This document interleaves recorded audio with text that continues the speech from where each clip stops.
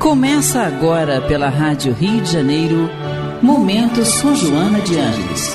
Um programa que trará a você as lições da espiritualidade. Produção e apresentação, Maria de Fátima Miranda.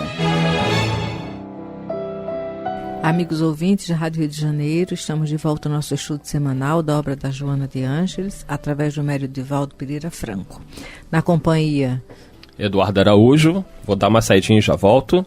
E Regina Célia, que Deus esteja com todos. Pois é.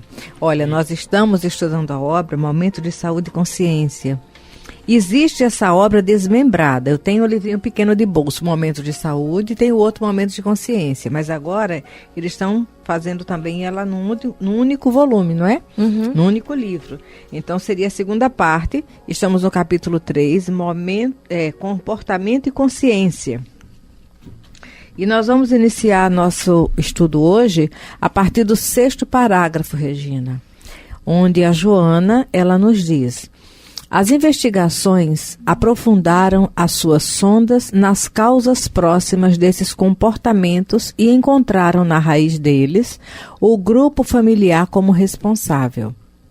Ela está falando daqueles 3 biótipos, não é, que são representativos da criatura na sociedade. Que ela falou do primeiro, que é aquele ser codependente, falou do segundo, que são indivíduos insatisfeitos, falou do terceiro, que é o grupo, na realidade, eu acho que você agora eu vou precisar ajustar vocês, porque nós ainda não estamos no 6º parágrafo, estamos no 5º. Eu estava aqui nele, mas você falou no outro, eu passei para o outro. Isso. O 5º parágrafo é o que fala do terceiro grupo. Isso. Então, esse é a partir de onde nós iniciamos o nosso estudo hoje. Vamos aguardar e retornar para lá.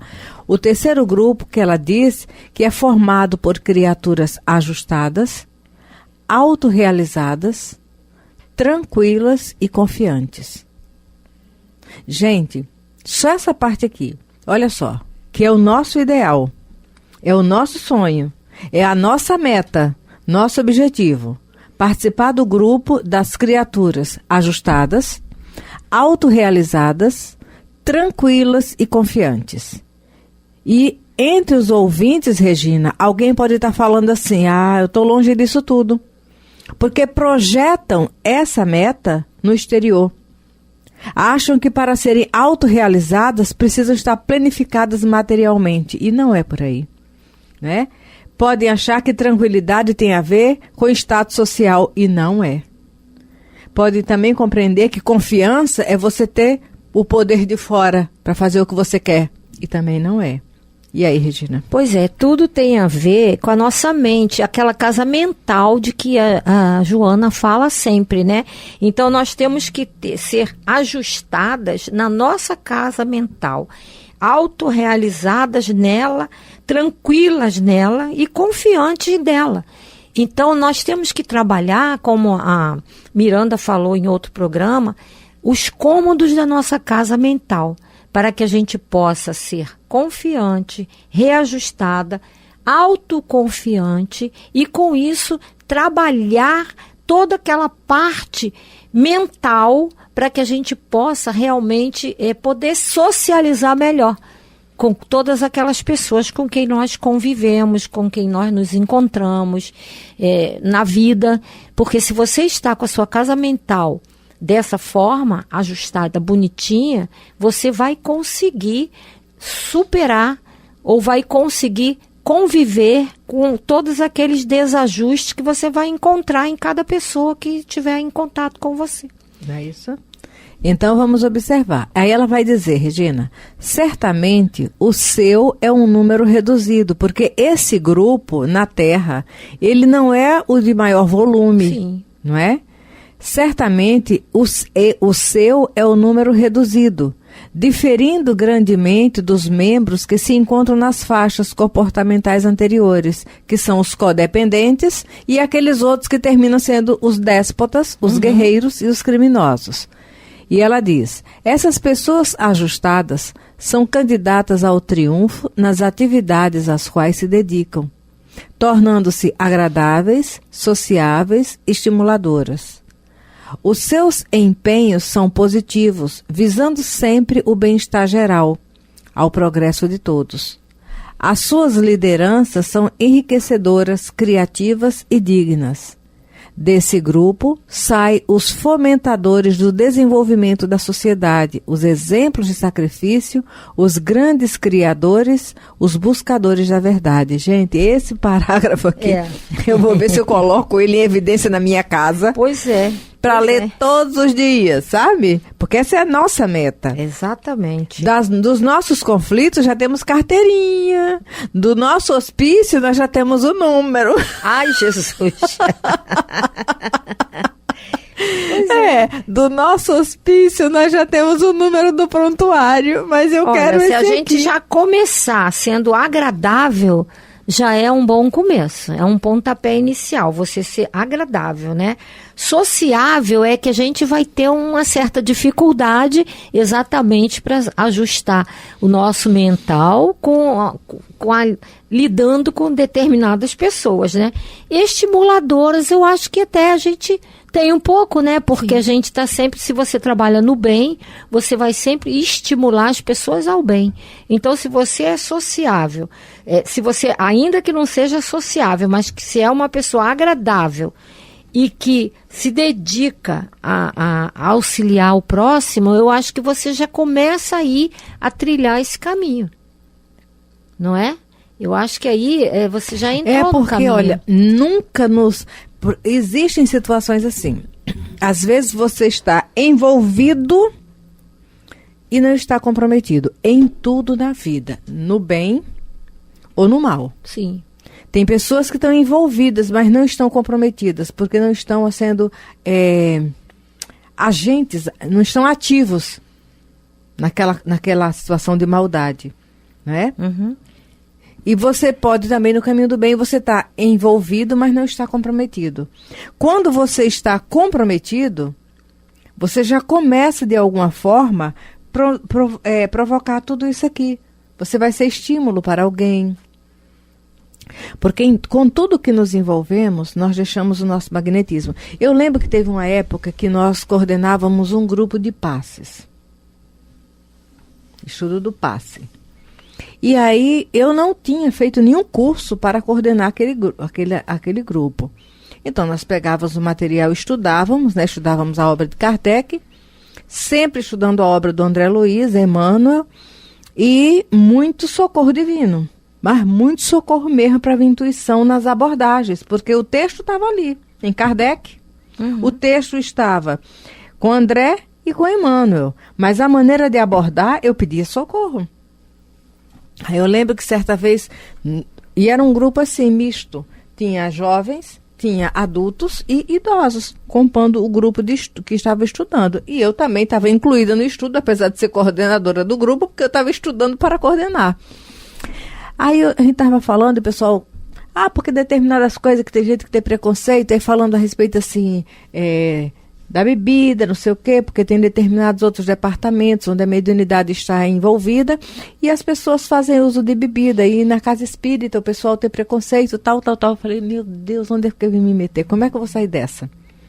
Já estava envolvida no processo. Pois é. Como é que eu vou sair dessa? Olha, chegou um espírito do meu lado, mas ele fez a colocação de uma forma que eu fiquei prestando atenção e fui colocando para eles. Preste atenção. Você acha que não tem problema nenhum você ficar sendo um usuário de anestesiantes, que Chico chamava a bebida de anestesiante. Não. O ideal é que se você bebe, você vai diminuir. Porque não adianta você ver uma pessoa que está na casa espírita começando a se envolver com o estudo, com a tarefa, você dizer, olha, tem que parar amanhã. Mas se você tem uma tarefa, você está se envolvendo com ela, vale a pena você suar a camisa para se habilitar esse instrumento cada vez mais dócil aos bons espíritos. Mas num dos argumentos lá que foi feito, o espírito colocou o seguinte, fala para ele assim, quando você chega num botequim, só para naquele dia curtir e sair bebendo, e você tem um compromisso mediúnico, você está ali no botequim com a galera, aí vem um conhaque, vem uma bebida quente, vem cerveja e tal. Você, naquele momento, o primeiro aperitivo é você. com o seu desejo. Depois do primeiro, já vem outros que precisam dessa energia e só podem utilizar através de quem está encarnado. As influências, né? O que foi que ele mostrou?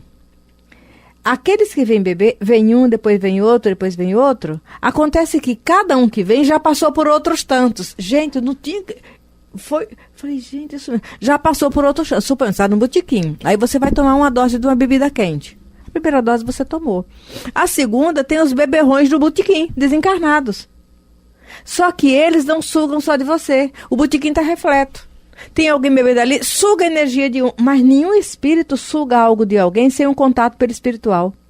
Então ele já se faz uma conexão perispiritual com um que está bebendo numa mesa, com outro. Só que quando ele sai de cada um, ele leva os resíduos. E quando chega em você, ele deixa resíduo de todos aqueles pelos quais ele passou. E vai levar o seu para outros tantos também. Eu nunca tinha visto. O espírito mostrou essa cena. Eu falei, então, quem tem o hábito de beber, quem gosta, eduque-se. Comece a raciocinar que vale a pena, até por uma questão de economia. Eu gostava de beber, né, cerveja. E aí, quando eu conheci a doutrina, eu me senti, assim, no dever de tentar controlar aquilo. Era coisa de jovem, né? E aí, eu parei de beber. Não sinto falta, mas quando tem vontade, assim, hoje em dia você tem essa cerveja zero, né? Sem álcool. Porque o gosto, ele é igual. Aí tem gente que vai falar assim, mas não é igual. O que não é igual é porque não tem álcool. Então, se você está buscando a sensação, sim, tudo bem. Eu estou buscando o gosto. E eles conseguiram reproduzir, eles dão... O gosto está todo ali. O malte está ali. O malte, a cevada, aquela coisa toda, só não tem o álcool. Pronto. Por exemplo, no final do ano, eu tava com a minha esposa e meu filho, a gente brindou lá com aquela cidra zero. Meu filho tomou, ele adora. E é delicioso aquilo, tem um gostinho de maçã, né? Aquela cidra, não tem álcool. A criança pode tomar à vontade, é como se fosse um refrigerante. Então, você vai fazendo essa substituição. Isso aí. Porque na realidade, as emoções... O cigarro já é mais difícil, né? Sim. Porque não tem cigarro zero. Mas entendeu? O pessoal ainda pega o eletrônico achando que não faz mal. Que é pior, já foi até proibido. Pior. Já foi proibido, né? Já foi proibido, inclusive. Tem lei até proibindo. Aí eu sei que porque a gente estava falando de estar envolvido e não estar comprometido. Porque quando ele diz aqui no 5º parágrafo, que ela vai falando que esses seres, eles são agentes criadores, buscadores da verdade. Eles são criativos, eles vão enriquecer, são criaturas enriquecedoras. E nós estávamos falando de estar envolvido e comprometido. Aí eu lembrei de uma aula sobre passes, que o pessoal estava argumentando, que é bobagem para o espírito esse negócio de achar que por causa da mediunidade não pode beber. Aí eu falei, meu Deus, como é que eu vou sair dessa? Aí o espírito me mostrou, não, pede para ele raciocinar. Ainda deu um outro exemplo. Quando você usa um perfume, você só usa aquela fragrância, ela fica impregnada em você. Quando você abraça alguém, parte da sua fragrância não fica na roupa do outro, assim também são as energias do vício. É por isso que aquele que se propõe ser produtivo no bem, procura educar os seus hábitos. Foi assim que ele me ajudou, né? O espírito naquela aula lá sobre passe. E aqui a gente vai vendo que as pessoas quando Cuidado com o microfone. As pessoas, quando elas estão nessa proposta de ajuste, elas vão tendo que renunciar e vão fazendo substituição. Porque como é que nós vamos vencer uma ideia malsã quando chega em nossa mente? Substituindo por uma boa. É o que o Eduardo estava falando. Se ele usava a cerveja comum, né, fermentada ali com álcool, ele gosta do paladar da cerveja, então substituiu por um que é zero álcool. Quem come carne, aí é o que eu acho interessante. Quem come carne, aí diz assim, eu não como mais carne, eu como carne de soja. Não existe carne de soja, existe de soja, não é? Mas a pessoa precisa fazer essa substituição mental para se ajustar. Isso é interessante essa parte aí, que realmente carne é carne, soja é soja, né? Como é que ainda tem ela escura e branca, para se assemelhar do frango e a vermelha. Olha, mas funciona, né? Porque eu lembro que eu gosto de carne, mas eu já tive em eventos espíritas, porque eu sou muito assim, para mim o que importa é o gosto do alimento. Se é um gosto bom, eu tô feliz. Mas assim, eu comi, era estrogonofe de carne de soja, né? Que chama, né? De carne de soja. Olha, pra mim aquilo ali eu tava comendo Tempero carne. maravilhoso. Eu preparo uma soja que eu vou te contar. Pra mim eu tava comendo carne, entendeu? Porque assim, claro, quem tem um gosto mais apurado, eu não tenho, né? Quem tem um gosto mais apurado vai falar, mas isso aqui não é carne, isso aqui é soja. Mas assim, a coisa era tão bem feita. Se você colocar o temperinho próprio da carne, um pouquinho de certos temperinhos, puxa. Eu nunca comi soja. Tem ela pedaços, tem ela texturizada. Eu já vi, parece mas moída. eu nunca comi. Eu coloco bastante legume, coloco cenoura, eu não sou carnívora, cheirinho verde. Mas vamos lá, Eduardo. E onde é que vocês pararam? Deixa eu ver aqui. Vai começar as investigações, né? Tá, então vamos lá. As investigações aprofundaram as suas sondas nas causas próximas desses comportamentos e encontraram na raiz deles o grupo familiar como responsável. Com ligeiras variações daqueles que superam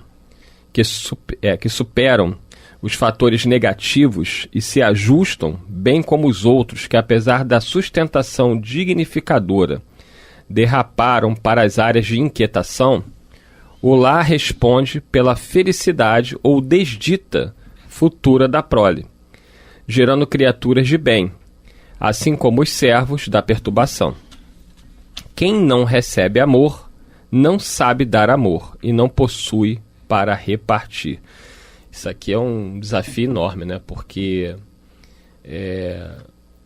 a pessoa pode não ter recebido amor, né? Pode não ter tido uma família estruturada, mas ela pode receber o amor de um amigo, de um vizinho, de um parente mais distante. O que importa é que de alguma maneira aquela pessoa receba esse amor, porque aquilo que ela não recebeu, dificilmente ela vai saber dar. A menos que já venha um espírito com isso realizado e construído. É isso aí. Isso que a Miranda colocou é importantíssimo, né? Se você pegar o Chico Xavier, a Madre Teresa, botar na sarjeta com todas as humilhações, ainda assim a resposta deles vai ser o amor. Porque isso já está consolidado, né, dentro do nível evolutivo deles, já está consolidado. É diferentemente da gente. Você sabe que outro dia eu estava vendo uma reportagem, um casal homoafetivo, né? E os dois conversando ali, eles adotaram uma menina. E a menina, ela veio com marcas muito de sofrimento, de maus tratos com a mãe. Aí o rapaz que estava, os dois estavam juntos com ela na entrevista, aí ele falou assim, a menina não estava presente, mostraram só a foto dela depois do contexto familiar. Aí ele falando assim, mas ela disse que não quer ser mãe. Ela não quer ser mãe, ela tem pavor de maternidade porque ela foi maltratada pela mãe. Aí o rapaz falou assim, mas nós conversamos com ela todos os dias, porque não existe vida sem a maternidade. Sim, como? Aí ele colocando, não existe vida sem a maternidade. Ela teve uma experiência muito dolorosa nos bastidores da relação com a mãe naquele corpo. Mas ela precisa vencer isso, porque a humanidade não é feita só da postura masculina. Eu achei isso tão interessante, entendeu? Porque eles não justificaram aquilo, ao contrário, porque se eles adotaram aquela menina, mesmo sendo na postura física feminina, eles, mesmo sendo dois rapazes, eles trazem o instinto maternal. Porque acolheram um ser, não é? Acolheram um ser. Eles vivem a vida sexual dele homoafetiva, mas a vida sexual deles é deles, problema deles. Ninguém pergunta a alguém o que comeu ontem, como foi a digestão, porque eu quero saber da relação física do outro. Né? Mas o que me chamou a atenção foi eles dando essa orientação, eles preocupados em dar essa orientação para a menina. Não é pelo fato de que você teve uma mãe que te maltratou que você não tem capacidade de ser uma mãe afetuosa. Então ele estava trabalhando ali, porque também eu já vi situações de crianças que foram maltratadas. Eu tenho um conhecido que ele foi muito maltratado pela família, sofreu, e o sonho dele era ter a família dele. E quando ele conquistou a família dele, ele é um exemplo de dedicação, de cuidado. Esse ser como o Eduardo falou, às vezes o carinho não vem direto da parte genética, pai e mãe, porque debandaram ou estão doentes. Mas tem uma professora, tem uma tia, tem uma vizinha, tem um amigo, tem alguém que vai ser referencial de ajuste na parte afetiva. Então, ele teve uma referência de família negativa, mas ele queria uma família exatamente para fazer da outra forma. Sonhava, exatamente. Então, aquela ali, ele não quer mais. Ele não quer que passar para a família dele o que ele passou. Então ele vai construir o lado positivo da família, porque o negativo ele já conhece e não quer. Isso mesmo. Né? Isso é maturidade, Isso. né? E ela está falando justamente do grupo familiar como responsável. Isso nos convida a refletir a sociedade que nós estamos formando agora. Nós sabemos que existem vários tipos de composição familiar que está dentro da relação afetiva de cada um e o planejamento de espíritos, porque nenhum espírito reencarna para ser adotado por um casal homoafetivo por acaso. Se existe um planejamento, existe uma experiência transata que vinculou aquele espírito a essa necessidade dessa experiência, não é? Uhum. Então, mas nós sabemos que a família que nós estamos compondo hoje não pode ser estimulada à desagregação. Os valores ético-morais que geram felicidade precisam estar presentes dentro dos lares. Eu não concebo um ser humano, como eu falei antes, idealizando para a sua vida a infelicidade. E só é feliz quem aprende a não infelicitar. E não existe felicidade dissociada de uma relação saudável. E relação saudável não é onde está tudo arrumado que nem vitrine. Às vezes a pessoa pensa que o lar, a casa, cheia de vitalidade, é aquela que está tudo arrumadinha, cada qual milimetricamente colocado no seu lugar, como se fosse vitrine. Tem a bagunça arrumada da família, mas ali tem a energia do acolhimento. A família saudável é aquela onde ela é um terreno propício às emoções agradáveis a brotarem, florescerem. Exatamente. É isso tudo é que nós só aprendemos estudando e tentando praticar cada dia mais aquilo que Jesus veio trazer para nós. Quando Jesus disse, quando disseram, sua mãe está aí fora, e ele disse, quem é minha mãe, quem são meus irmãos, ele não estava desdenhando a mãe dele, mas ele estava querendo mostrar uma família universal, como um todo. Então, quando ele disse isso, ele foi bem claro. Imagina se ele ia... como é que se diz? Desconsiderar a mãe dele. Ele não estava desconsiderando. Muito como é que o modelo e guia da Terra exatamente ia desconsiderar a base da estrutura harmonizada em sociedade? Não tem sentido, nem tem racionalidade. Não tem. Né? Ele quis mostrar... A pessoa que tenta falar isso é porque não entendeu nada. Mas eu já vi pessoas falando isso. Quem é minha mãe, quem são meus irmãos. São distorções. Então, não adianta só você ler. Você tem que compreender a mensagem. Jesus jamais faria isso. Como ele jamais se irou quando entrou no templo, quebrou todas aquelas coisas que estavam vendendo. Jesus não faria isso. Você imaginar que interpretar ao pé da letra. Ao pé da letra, não pode. É um outro Jesus, então. Exatamente. Não é Imagina, tá todo mundo aqui num canto do mercado, começa carneirinho correndo, passando por cima de um montão de coisa, pomba voando. Vai achar que está um aglomerado de desordem. Mas quem estava lá próximo pode ter visto ele simplesmente abrindo a gaiolinha e os pássaros voando. Aquilo gera um movimento qualquer. E os bichinhos que estavam atrelados para serem degolados, sacrificados, saíram correndo para se verem livres dos seus degoladores possíveis, né? Exatamente. E dito isso, chegamos ao final de mais um programa, desejando muita paz a todos e até o próximo programa, se Deus quiser. Até o próximo, que Jesus esteja conosco. A Rádio Rio de Janeiro apresentou Momentos com Joana de Ângeles, um encontro com as lições da espiritualidade. Produção e apresentação, Maria de Fátima Miranda.